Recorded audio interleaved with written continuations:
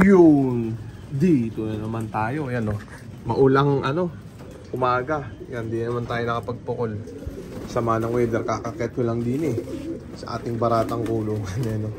Grabe, alas 10 pasado na. 10:30 na yata. Yan, pakainin muna natin ng matinding kidya itong mga to. Racer mix, syempre. Ni Wingmaster. Ayan o. Check natin sila. Tapos may mga tropang nagtatanong uli ha. Yan, basahin natin. Sagutin natin lahat isa-isa. Yan, alisin ko muna itong paano biganunin nila. Yan, magdamagang tubig ng baterya. Yan, may tropa nagtatanong kung nag-a-adjust daw ako ng feeding sa mga to. Wala nang adjust yan. Yan na yan.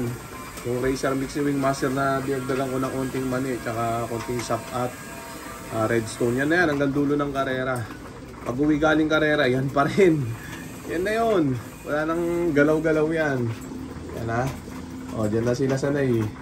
Tapos may tropang mga nagtatanong din. Alamin natin yung mga tanungan nila. Ayun, yun nga. Nalimutan ko yung ibang tanong. Awit. Kung tayo mga jet fighter natin. Ayan. Paroronday natin. Nagis pagliguan sa ulan yung iba. Grabe nga sama ng weather Pupukol sana ako ngayon.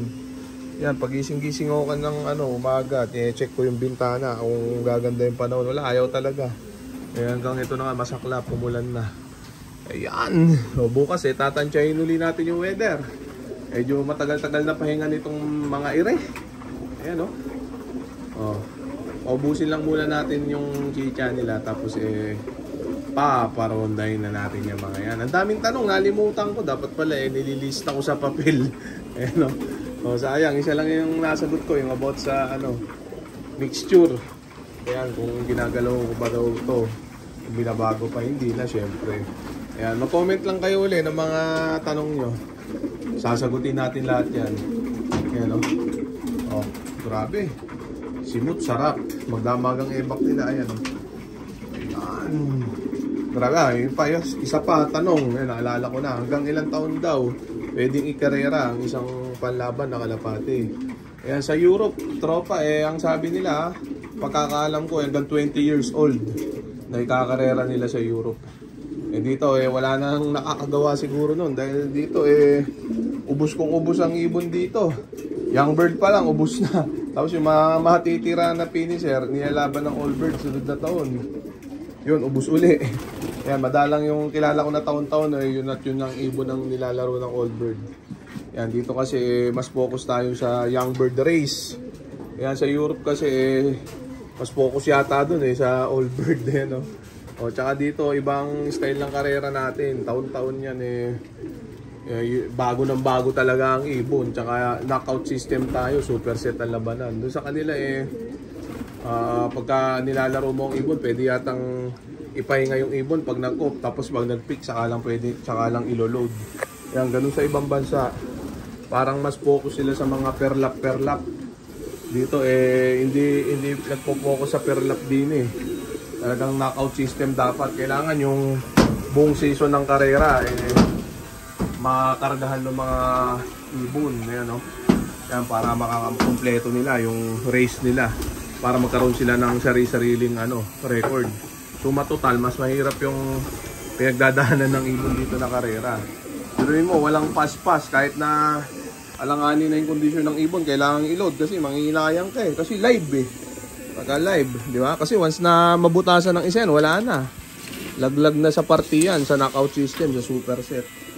Ayan ganun ang natin din pakarera. Parang kaparehas din halos nung Taiwan. Mas mabagsik yung Taiwan.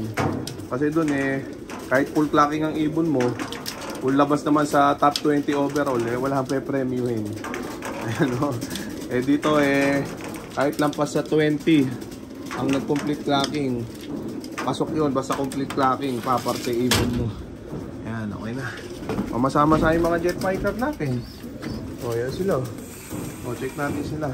Yun yung mga jet fighter natin, nakaronda posisyon na sila. Kaya hindi na muna natin patatagalin pa. Kaya parurondahin na muna natin itong mga jet fighter natin. Mga tropa, baka parondahin pa ngayon. Muulan-ulan. Yan, maulang rondahan na naman ito. Ayan na sila. Gigil na sila. Kumahos. Pasok tayo dito, babasa yung camera. Medyo lumakas yung ulan. Yan, tapos kuha na natin, diri na lang. Yan. Medyo lumalaki na yung mga patak ko. Yan sila. Ronda sa ulanan na naman. Yan, rain or shine, no excuses. Lalo ngayon, medyo matagal-tagal na yung pahinga nila sa pukol. Naputol yung pagpukol natin dahil nga sa sunod-sunod na araw na masama ang panahon. Yan, ayaw gumanda. Yan, yung iba, nag-a-attempt siguro magpukol.